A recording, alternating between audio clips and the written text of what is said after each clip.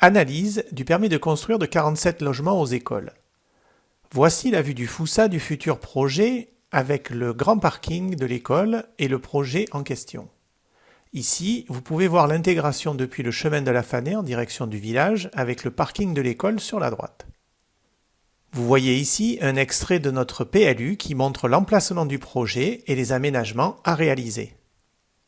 On reconnaît l'école, la maternelle, et la forêt des Fontanilles, qui est classée en zone risque NF2 à notre PLU de 2016. On voit ici que le Mistral est le vent dominant et qu'il souffle du projet vers la maternelle et les deux lotissements. C'est du reste la raison pour laquelle notre règlement imposait une voie pompier entre le projet et la colline, afin de réaliser une interface efficace pour lutter contre le risque incendie.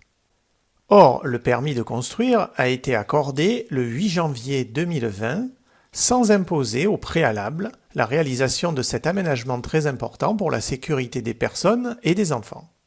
Pire encore, une nouvelle carte des risques de la préfecture a été établie en 2017 et, comme nous allons le voir, classe la zone du projet partiellement en risque incendie fort à très fort, zone dans lesquelles des constructions d'une telle importance ne devraient pas être accordées.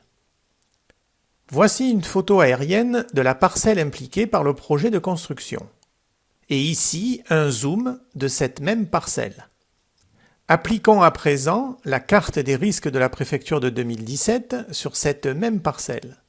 Vous constatez qu'elle est partiellement couverte par un risque incendie subi, fort et très fort. Intégrons-y maintenant le projet accordé par le permis de construire.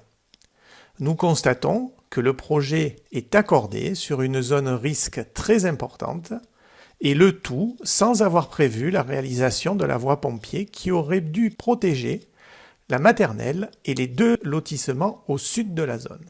Pensez-vous qu'il soit normal de passer outre ce risque ?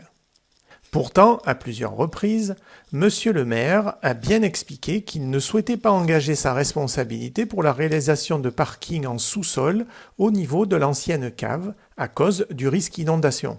Pourtant ici, il s'assoit sur le risque incendie. Comprenne qui pourra. Merci de votre écoute.